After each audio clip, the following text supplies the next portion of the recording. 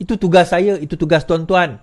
Tugas tuan-tuan membantu kita memastikan bahawa direction itu sudah betul. Sesiapa saja yang cuba untuk nak merosakkan direction itu, kita akan jadi benteng kepada orang tersebut. Dan saya bawa tuan-tuan, ni saya bawa kenyataan daripada MP Temerloh. MP Temerloh bertanya kepada Rafizi berkenaan ekonomi, dan sekarang ini saya akan bercakap sedikit mengenai ekonomi. Baik, kita dengar.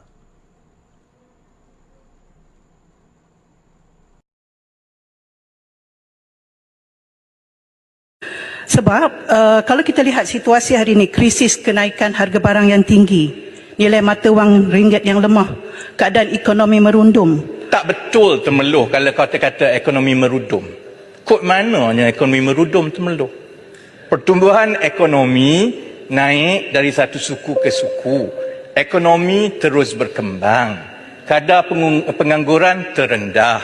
Kadar inflasi terendah. Jadi kecualilah definisi ekonomi merudum itu pandai-pandai dibuat oleh Temerloh. Perkara itu tak betul. Kemudian nilai mata wang kita pun merundum. Nilai mata wang betul merudum, tetapi satu dunia merudum. Yang tak merudum sekarang hanyalah Amerika Syarikat. Jadi sebab itu keadaannya tak boleh dibandingkan dengan keadaan nilai mata wang sekarang ini dalam suasana ekonomi dan juga perdagangan antarabangsa yang berbeza sekarang berbanding dengan tahun 1998 ataupun tahun 2015. Kalau nak dikatakan nilai mata wang merudum itu sebagai tanda kepada masalah ekonomi negara, yang berlaku ialah bila mata wang merudum, yang lain pun merudum juga. Gaji jatuh, ekonomi tak berkembang, orang hilang kerja, itu baru boleh kata merudum. Yang berlaku sekarang ini di seluruh dunia, mata wang jatuh kerana kita melalui keadaan yang mana kerajaan Amerika Syarikat menaikkan kadar faedahnya. Kemudian dunia pula berlaku pelbagai pergolakan dan baik, okey. Now, Temerloh tadi menyebut bahawa ekonomi negara sedang merudum, dalam keadaan ekonomi negara merudum. Jadi Rafizi mempertikaikan, dia kata kat mana yang merudum. Dia kata dengan harga barang naik dan sebagainya, ekonomi merudum. Dia kata kat mana yang merudum.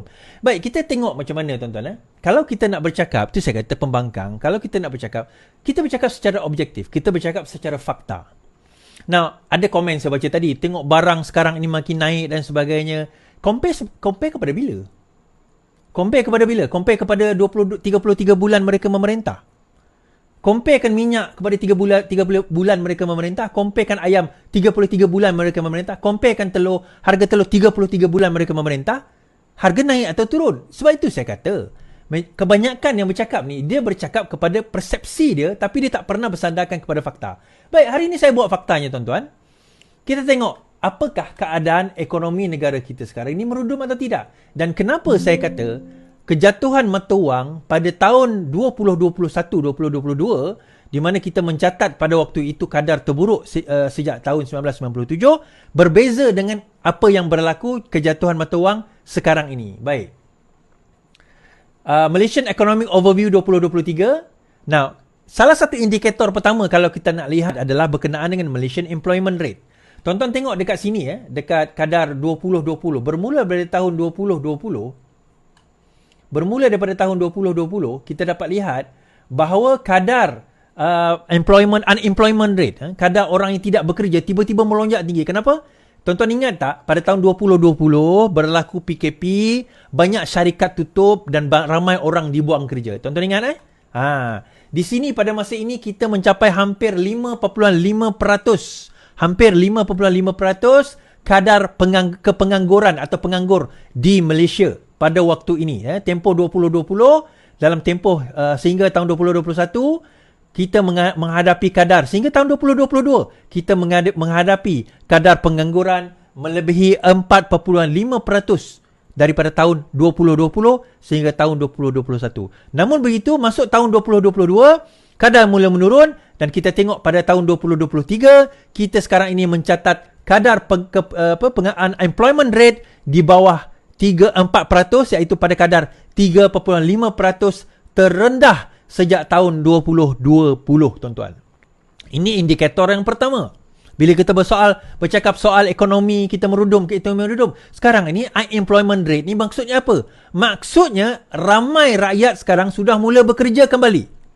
Kadar kebolehpasaran pekerja, rakyat sudah mula boleh bekerja, bermakna bila mula boleh bekerja, ekonomi merancak, company buka, bermakna apa? Bermakna sekarang ni ekonomi makin bagus. Baik, tak pasti juga Malaysian unemployment rate ni tak bagus. Baik, saya buat yang kedua.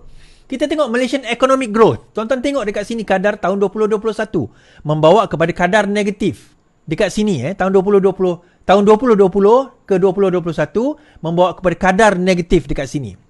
Tetapi pada kadar 2022 hingga sekarang ini kita nampak bagaimana pertumbuhan ekonomi kita semakin baik dan dijangkakan pada tahun 2024 kita boleh mencapai economic growth sehingga 4.5% berbanding dengan 3% pada tahun sebelum-sebelumnya. Baik, dalam masa yang sama, economic growth ni tak bawa cantik lagi. Saya bawa lagi inflation rate. Kadar inflasi negara kita telah turun daripada 4% pada tahun 2022 sehingga sekarang 1.9% pada tahun 2023. Kuartal 3 ini kuartal ketiga. Pada bulan Oktober ini kita dah mencatatkan inflation rate 1.9% pada kadar yang amat rendah. So terbaik untuk sebuah negara sebenarnya adalah dalam lingkungan 2 ke 2.5%. 1.9 tu within the range. Kita tak nak terlalu rendah sangat. Ekonomi tak bergerak lah pula. Tetapi dalam range tersebut. Baik, ini akan membawa saya kepada poin kenapa ayam diapungkan. Dan kalau kita tengok trending ni macam mana? Sekarang ini menurun. Makin baik ke tak makin baik? Now, ada yang kata sekarang ini inflation rate makin rendah tapi kenapa barang masih mahal? Now, soalan masih mahal itu saya kata objektif ke subjektif? Kalau kita nak compare harga minyak berbanding dengan 33 bulan tu berapa? Harga ayam berapa? Harga sayur berapa? Sekarang ini berkemungkinan harga sayur, saya dengar harga bawang akan naik kerana India dah sekat ekspor. Sekarang ni harga beras dah makin stabil kerana India dah mula ekspor.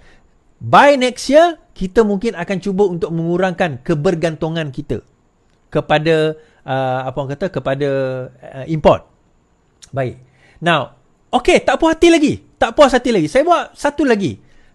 Indikator yang ditulis ataupun dikaji oleh sebuah agensi international dipanggil IMD. Baik, IMD ni melihat antara lain adalah World Competitiveness Ranking. IMD World Competitiveness Ranking, website dia boleh tengok kat sini, tuan-tuan boleh Google sendiri. World Competitiveness Ranking ni akan melihat beberapa aspek. Antaranya adalah keberkesanan kerajaan, lepas tu kebolehpasaran, benda-benda macam tu. Okay. Now, pada tahun 2019, waktu Pakatan Harapan memerintah, World Competitiveness Ranking kita adalah 22. Kemudian bila PN memerintah tahun 2020, dia turun kepada 27. Dia macam ni, nombor 1 terbaik, 100 tu teruk lah. So daripada 22 kita turun 5 anak tangga kepada 27. 20-21 okey sikit kepada 25, tapi 20-22 kita teruk menjadi 32. Ranking kita berdasarkan kompetitifnya dunia, kita ke tangga 32. Compare dengan Singapore nombor 1, tuan-tuan. Nak cerita, compare dengan Singapore nombor 1. Kita tahun 2022 nombor 32, 100 teruk lah.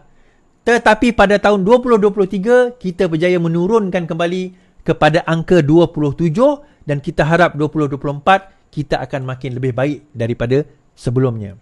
Now, bila dilihat daripada economic performance berdasarkan kepada World Competitiveness Ranking juga, IMD juga menyatakan pada tahun 2019 Malaysia mencatatkan angka nombor 11, 2020 9, kemudian 2021 15, 2022 12, akhirnya 2023 daripada segi economic performance, perkembangan ekonomi kita nombor 7, tuan-tuan. Nak compare Singapore nombor 3.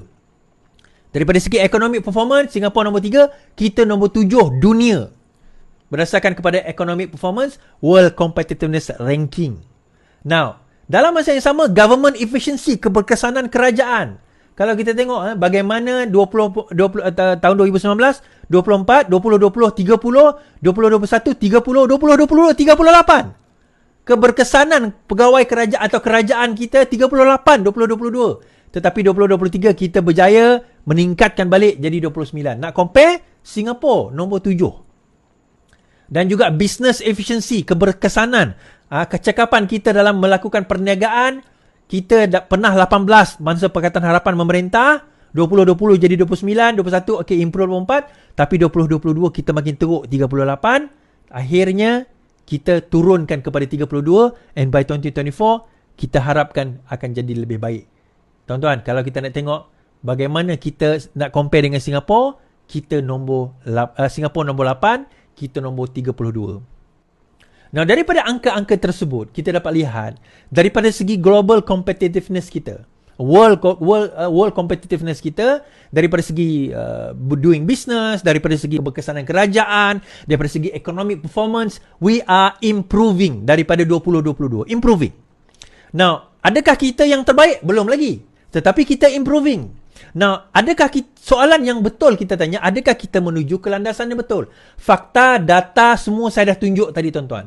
Daripada unemployment rate, inflation rate, saya tunjukkan juga GDP growth, saya tunjuk juga world competitiveness ranking. Bagaimana business efficiency, economic performance kita improving. Every scale kita improving. Not the best, not yet the best, tetapi kita improving. Meaning to say, dalam tempoh 1 tahun, Datuk Seri Anwar Ibrahim menjadi Perdana Menteri, we are getting better. Of course, kita tak terbaik lagi, tapi kita dah improve. Dan kita nak dia menuju ke landasan yang betul.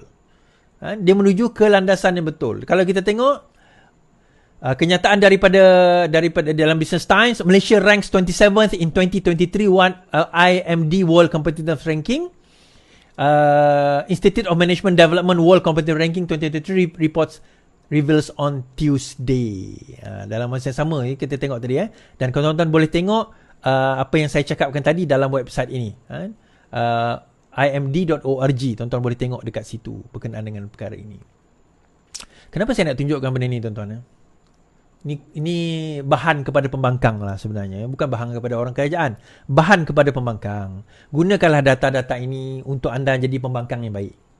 Gunakanlah data-data ini supaya anda boleh jadi pembangkang yang baik. So daripada ini, barulah kita akan nampak bagaimana perkembangan ekonomi negara kita. Is it going good or is it going bad? Is it going to the wrong direction or is it going to the right direction? Itu yang kita nak nampak. Of course, kita ni umpama kapal yang besar lah. Kita sekarang ni nak turn to the right direction. Jauh lagi perjalanan kita. So sekarang ini kita nak kena bergerak dan kita kena terus bersama dengan kapal ni. Itu tugas saya, itu tugas tuan-tuan. Tugas tuan-tuan membantu kita memastikan bahawa direction itu sudah betul. Sesiapa saja yang cuba untuk nak merosakkan direction itu, kita akan jadi benteng kepada orang tersebut. Kan? Jadi benteng kepada kerajaan bagi menghalang orang tersebut daripada terus kita nak merosakkan negara kita.